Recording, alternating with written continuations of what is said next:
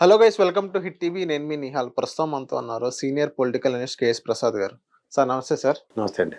Sir ఇంకోటి ఏంటంటే ఇప్పుడు చింతమనేని ప్రభాకర్ గారు ఆయన పక్కన పెట్టినట్టంటే ఇప్పుడు తప్పుడు నిర్ణయాలు ఖచ్చితంగా ఉండేది ప్రతి గవర్నమెంట్. అండ్ ఇప్పుడు కూడా చంద్రబాబు నాయుడు గవర్నెన్స్ ఈ బడ్జెట్ సంబంధించి ఎక్కడొక తప్పు చేసే ఉంటారు వాళ్ళకి అనుకూలంగా.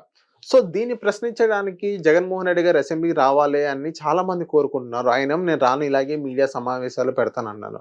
దీనికి ధీటుగా చింతమనేని ప్రభాకర్ గారు ఏమన్నారంటే, ఇప్పుడు జగన్మోహన్ రెడ్డి గారు మీకు దమ్ముంటే అసెంబ్లీకి వచ్చి మాట్లాడండి, ఏదైనా మాట్లాడండి, మీకు సమయం ఇస్తామన్నట్టుగానే చింతమనేని ప్రభాకర్ గారు అన్నారు.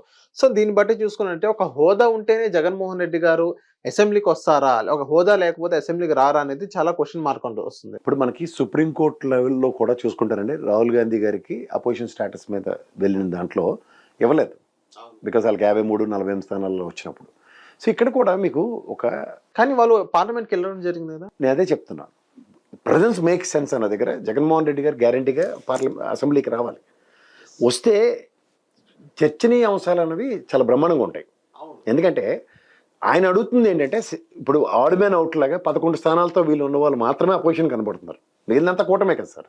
జనసేనకి 21 కానీ, లేకపోతే బీజేపీ గెలిచిన 8 కానీ, చంద్రబాబు నాయుడు గారు తెలుగుదేశం గెలిచిన 135, ఇవన్నీ కలిపి 164 స్థానాలు వాళ్ళే ఉన్నప్పుడు మీ రిమైనింగ్ లెవెల్ అపోజిషన్ వీళ్ళదే. ఇక్కడ అపోజిషన్ అన్న దగ్గర ఏమొస్తుందంటే, ఈయన కనుక స్టేటస్ ఇస్తే అపోజిషన్ స్టేటస్ కన్నా ముందు ఒక విషయం చెప్పాలి. ఇదే జగన్మోహన్ రెడ్డి గారు ఇదే అసెంబ్లీ సాక్షిగా మీ దగ్గర ఇంకో నలుగురిని తీస్తే మీకు అపోజిషన్ స్టేటస్సే ఉండదన్న విషయం మాట్లాడారు. సో అంచేత ఏంటంటే ఇందులో ఎవరికి ఏమి తెలియని విషయం కాదు. ఇక్కడ టైం అన్నది ఎలా ఉంటుందంటే, అపోజిషన్ లీడర్గా ఒక హోదా కనుక ఉంటే, ఉదాహరణకి ముఖ్యమంత్రి గారు మాట్లాడిన వెంటనే అపోజిషన్ లీడర్కి ఛాన్స్ ఇస్తారు దానికి కౌంటర్ చేసి మాట్లాడడానికి. ఇక్కడ ఏమవుతుందంటే, he will be treated as a Pulivendula MLA. మీకు అర్థమవుతుందా? పులివెందుల ఎమ్మెల్యే గారికి ఒక టైం ఉంటుంది. I'm not denying that. అలా 11 మంది ఎమ్మెల్యేలు ఎవరైతే గెలిచారో వాళ్ళకి అందరికీ స్టిపులేటివ్ టైమ్స్ ఉంటాయి. ఆ టైంలో మాట్లాడే వెసులుబాటు మాత్రమే వస్తుంది. ఇప్పుడు దానికి ఒక కౌంటర్ ఆర్గ్యుమెంట్ నడుస్తుంటుంది, ఒక ఎలకేషన్ ఉంటుంది. కంపారిటివ్ ఇందాక మీరు అన్నట్టు పయ్యాల కేశవ్ గారు ఎంత తప్పు చేశారు అన్న దగ్గర దీనికి కౌంటర్ ఇవ్వడానికి అపోజిషన్ లీడర్ అయితే పాయింట్ ఆఫ్ ఆర్డర్ లేపి నిలబడి మాట్లాడతారు. ఒక మాజీ సీఎం రెస్పెక్ట్ కూడా ఇచ్చే క్వశ్చన్ చేసి ఐ మీన్ జగన్మోహన్ రెడ్డి గారినే కదా అడిగేది. యాజ్ ఏ మాజీ సీఎం గా పయ్యావుల కేశవ్ గారు ఇంత తప్పు ఎందుకు చేశారని అన్నారు. ఓకే, దానికి కౌంటర్ గా మాజీ సీఎం అక్కడ హౌస్ లో ఉన్నది ఎవరు, జగన్మోహన్ రెడ్డి గారు. వెంటనే ఆయన లేచి ఇక్కడ బయట మాట్లాడుకోవడానికి చాలా బాగుంటుంది మాజీ సీఎం అని యాడెడ్ ఫ్రేజ్ ఇవ్వడానికి. బట్ గౌరవ్ స్పీకర్ గారు ఆయన చూసేది పులివెందుల ఎమ్మెల్యే కింద. Okay, until and then it is not been considered. Okay, మీకు చెప్తున్నది క్యాబినెట్ హోదా మంత్రి స్థాయి ఉంటుంది అపోజిషన్ లీడర్ అంటే. సో అది ఎప్పుడైతే కొరవడుతుందో ఇది ఆపర్చునిటీ వాళ్ళు బయట మాట్లాడడానికి. ఎవరంటే ఆయన పేరు చింతమనేని గారు, రండి పర్లేదు మేము లోపల మాట్లాడిస్తాం అన్నది వాస్తవ విరుద్ధం. ఓకే, ఇండిపెండెంట్ కెపాసిటీతో కౌంటర్ ఆర్గ్యుమెంట్స్ ఉండవు. ఎందుకంటే పరిధి దాటి మాట్లాడడానికి ఎవరికి వెసులుబాటు ఉండదు. ఇప్పుడు మీరు అన్నట్టు మాజీ ముఖ్యమంత్రి స్టేచర్లో ఆయన్ని క్వశ్చన్ చేయొచ్చు, కానీ ఈయన నేను మాజీ ముఖ్యమంత్రిగా సమాధానం చెప్తానన్నకి అసెంబ్లీలో వెసులుబాటు ఉండదు. ఓకే, బిజినెస్ అవర్స్లో ఎలా ఉంటుంది, ఆయన స్పీకర్ గారు మీరు పులివెందుల ఎమ్మెల్యే గారికి ఈ పరిధి కాదు అన్న ఒక మాట చాలు కదా.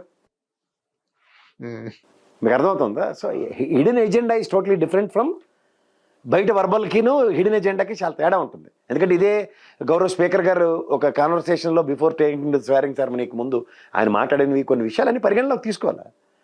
పైపచ్చు ఇప్పుడు ఫర్ ఇన్స్టెంట్ ఇదే పైవాళ్ళ కేశవరావు చెప్పారు, గతంలో పవర్ పాయింట్ ప్రెజెంటేషన్ అసెంబ్లీ సాక్షిగా ఇచ్చిన చంద్రబాబు నాయుడు గారికి కూడా ఆయన ప్రెస్ మీట్ పెట్టి సమాధానం చెప్పారు. సో అక్కడ ఆయనకి he'll have ample time to give లెబోరియస్ explanations. ఇక్కడ అది ఉండదు. అవును, ఇప్పుడు కాన్వర్సేషన్స్ ఎలా ఉంటాయి అసెంబ్లీలో మనం రెగ్యులర్ ఫాలో అయితే తెలుస్తుంది. ఉదాహరణకి అపోజిషన్ లీడర్ అనగానే తాడేపల్లి భవనం నేలమాలికి తీసుకెళ్లారండి మీకేం తెలుస్తుంది, మీకు అంతా వేరే టీం ఉన్నారనే అనవసరమైన బయాస్డ్ ఆర్గ్యుమెంట్ స్టార్ట్ అవుతాయి. అదే ఇవాళ పయ్యావుల కేశవ్ గారు ఇచ్చిన స్టేట్మెంట్కి కౌంటర్ ఇవాళ ప్రెస్ మీట్లు పెట్టి చెప్పాడు అనుకోండి సాయంత్రంకి, తేడతెల్లం అవుతుంది ప్రజలకి. అవును, ఎక్కడో దగ్గర జర్నలిస్టులు ఉండరు కదా. సార్ ఇదే సార్ ఇప్పుడు జగన్మోహన్ రెడ్డి గారు యాజ్ ఏ పులివెందుల ఎమ్మెల్యే గారిని చూస్తారు స్పీకర్ గారు. ఎవరైతే అయ్యన పాత్ర గారు ఒక పులివెందుల ఎమ్మెల్యే గారే చూస్తారు అన్న. ఓకే, సో ఏదైతే పులివెందుల ఎమ్మెల్యే సెగ్మెంట్ అయినా కానీ అక్కడ ఏదో ఒకటి మాట్లాడి అక్కడ మీకు ఎంత ఛాన్స్ ఉంటే అంత మాట్లాడి మిగతా ఏదైతే ఉందో దాన్ని బయటకు వచ్చి మీరు ప్రెస్ మీట్ రూపంలో పెడితే అది ఒక రెస్పెక్టెడ్ పొజిషన్ గా మీరు యాజ్ ఏ మాజీ సీఎం గా కానీ యాజ్ ఏ విపక్ష నేతగా గానీ అది మీకు బాగా ఉంటుందని చాలా మంది అంటున్నారు. ఇప్పుడు సింపుల్ అండి, ఫస్ట్ వీళ్ళు వెళ్ళడమే ప్లకార్డులు పట్టుకెళ్తారు. ఎగ్జాంపుల్ చెప్తాను, జరిగేది కూడా. మాకు అపోజిషన్ స్టేటస్ కావాలి, మేమే ఉన్నాం అని ఖచ్చితంగా 2 నిమిషాలు అరుస్తారు, కాగితాలు ఇసురుతారు, ఇమీడియట్గా సస్పెండ్ చేస్తారు. అవును. అక్కడ అసెంబ్లీ అఫైర్స్ మినిస్టర్ ఉంటాడు కదా, నిలబెట్టి హౌస్ ఆర్డర్ చేయండి అని అడుగుతారు స్పీకర్ గారిని. హౌస్ ఆర్డర్ చేయడానికి మీరు వెళ్ళి కూర్చొని మీ సీట్లో ఉంటారు. ఎన్ని చూడలేదు మనం. అవును. మా అయితే వాకౌట్ చేసి వస్తారు. ఇప్పుడు ఉదాహరణగా ఇదే పయ్యావల్ కేసర్ గారు ఇచ్చిన స్టేట్మెంట్కి మేము ఆన్సర్ చెప్తా ఉంటారు. చెప్తా ఉంటే మీకు పులివెందుల ఎమ్మెల్యే గారు మీరు కాల్చండి, మీకు సమయం ఇస్తాం, తర్వాత మాట్లాడండి అంటారు. ఖచ్చితంగా కాన్వర్సేషన్ 11 మంది లేచి గట్టిగా అరుస్తారు. అరవగానే హౌస్ ఆర్డర్లో పెట్టండి అని సస్పెండ్ చేయడానికి ఛాన్స్ ఉంటుంది, లేదంటే ఇలా అవకాశం ఇవ్వట్లేదని వాకౌట్ చేసి వస్తారు. ఇదైతే జరుగుతుంది సార్. ఇదైతే జరిగిందా? గతంలో కూడా ఇలాగే జరిగింది కదా. అసలు జగన్మోహన్ రెడ్డి గారు ఒక ప్రతిపక్ష నేతగా చంద్రబాబు గారిని అసలు కన్సిడర్ కూడా చేయలేదు. ఈవెన్ చంద్రబాబు నాయుడు గారిని అంతలా తిడుతున్న జగన్మోహన్ రెడ్డి గారిని ఒక కూర్చొని వెక్కిలి నవ్వారే గానీ, సో వాళ్ళని ఖండించడం కానీ ఇంకో కానీ ఏం చేయలేదు.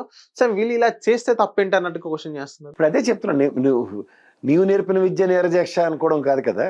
ఇప్పుడు మీరు చంద్రబాబు గారికి జగన్మోహన్ రెడ్డి గారికి కంపారిజన్ ఏంటంటే ఈయన వయసు, ఈయన అనుభవం, ఈయనతో ఆయన పోల్చుకోవడం అంటేనే ఆలోచించవలసిన విషయం. ఇప్పుడు ఆయన పని చేసాడు కాబట్టి నేను అదే పని చేస్తానంటే దీనికి ఇంకెందుకు డెమోక్రసీ? గతంలో 2014లో చంద్రబాబు నాయుడు గారు అదే పని చేశారు అని చాలా మంది ఒప్పుకున్నారు. సేమ్ అదే పని జగన్మోహన్ రెడ్డి గారు ఇప్పుడు చేశారు 19 తర్వాత. ఇప్పుడు వాళ్ళు ఏది చేస్తారో చేసుకునేవాడు సార్. ప్రజలు చాలా బ్రహ్మాండంగా ఉన్నారు. ఇదే పని చేశారని చంద్రబాబు గారికి 23 ఇచ్చి కూర్చోబెట్టారు కదా. అవును. ఇదే పని చేశారని జగన్మోహన్ రెడ్డి గారికి 11 ఇచ్చి కూర్చోబెట్టారు కదా. ఇప్పుడు వీళ్ళు ఇన్ని శుద్ధ గోపురులు చెప్తున్నారు కదా, శుద్ధులు అన్నీ చెప్తున్నారు కదా. చంద్రబాబు నాయుడు గారు లాస్ట్ 2.5 years అసెంబ్లీకి వెళ్ళలేదా? వెళ్ళలేదు. దానికి నేను చెప్పిన సార్, లాస్ట్ 2.5 years ఎందుకు వెళ్ళలేదంటే చంద్రబాబు నాయుడు గారు అసెంబ్లీ స్టార్టింగ్ నుంచి నాకు హోదా ఇవ్వలేదు, నాకు అలాగే కూర్చోలేదు జగన్మోహన్ రెడ్డి గారు లాగా. సేమ్ డైరెక్ట్ అసెంబ్లీకి వెళ్ళారు. అక్కడ ఆయన్ని వాళ్ళ భార్య కానీ లోకేష్ పుట్టి గురించి ఎన్ని అవమానించారు కాబట్టి ఈయన బయటకు వచ్చారు. అదేనండి. ఇప్పుడు మరి జగన్మోహన్ రెడ్డి గారు లాస్ట్ 1 year అప్పుడు ఆయన కూడా బయటకు వచ్చారు కదా. నేను చెప్తుంది అదేనండి. ఇదే చంద్రబాబు నాయుడు గారికి 23 స్థానాలు వచ్చినప్పుడు ఎంతమంది మీలాంటి జర్నలిస్టులు, మాలాంటి జర్నలిస్టులు ఆయన స్థాయికి 23 స్థానాలతో ఆయన వెళ్ళి కౌంటర్ చేయడం కష్టం, వెళ్ళకూడదని చెప్పిన మాటలు ఉన్నాయి కదా. ఉన్నాయి. అది ఆయన వినలేదు, ఎందుకంటే ఆయన అనుభవజ్ఞుడు కాబట్టి హ్యాండిల్ చేయగలదని. ఇదే జగన్మోహన్ రెడ్డి గారు అనుభవ రాహిత్యమే కదా కంపేర్ టు చంద్రబాబు నాయుడు గారు. నేను హ్యాండిల్ చేయలేను అనుకుని ఇంట్లో ఉన్నాడు. Okay, simple logic. ఇప్పుడు ప్రతి దానికి ఒక మార్గం ఉంటుంది. ఈ మార్గంలో ఈ విధంగా చేయడం చంద్రబాబు నాయుడు గారి విధానం. కానీ ఆయనకు కూడా 2.5 yearsలో ఫ్రస్ట్రేట్ అయ్యాడు. అవును, మీకు అర్థమవుతుందా? ఇదే జగన్మోహన్ రెడ్డి 67 స్థానాల నుండి కూడా లాస్ట్ 2 years ఆయన ఫ్రస్ట్రేట్ అయ్యాడు. అవును. అపోజిషన్ లీడరు ప్రజాస్వామ్యంలో ప్రజా సమస్యల్ని జనాల్లోకి వెళ్ళి తేల్చుకుంటున్నాను ఆయన పాదయాత్ర చేశాడు.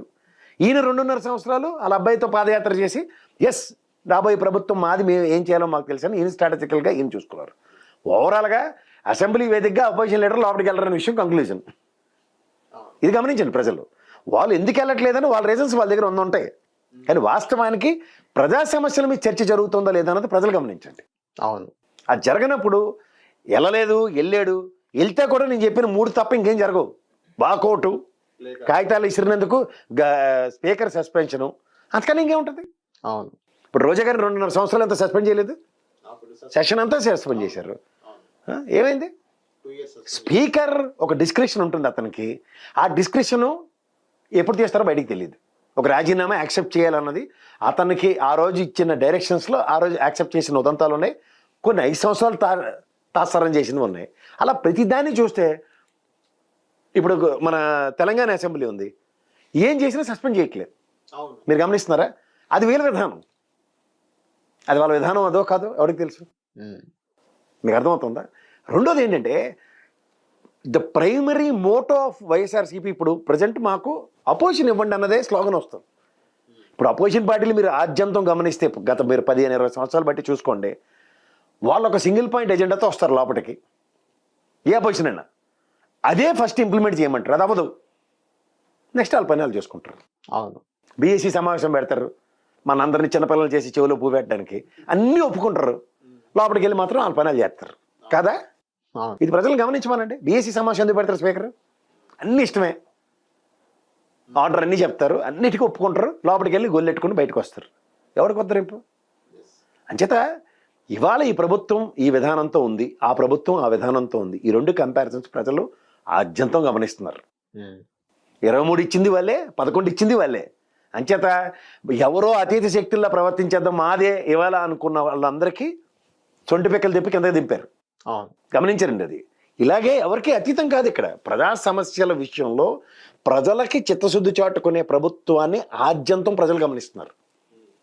మీకు 5 ఏళ్ళు ఉండొచ్చు, వాళ్ళకి ఒక్కరోజే. ఆ ఒక్కరోజు వాడు ఇచ్చే సమాధానం ఈ 2 ఎలక్షన్స్ చూస్తే ప్రజలకు బాగా తెలుస్తుంది. 23-11 చిన్న విషయం కాదు. అవును. అంచేత 23-11 దృష్టిలో పెట్టుకొని బడ్జెట్ కానీ లేకపోతే అక్కడ అసెంబ్లీలో కండక్ట్ అవుతున్న విధానం, మీ నడవడిక, దానికి ప్రజల దగ్గర కొలమానం ఉంది, కొలుస్తున్నారు దాంట్లో. ఇది గమనించుకోండి. థ్యాంక్ యూ సార్, మంచి విషయాలు చెప్పారు. హిట్ టీవీకి వచ్చింది.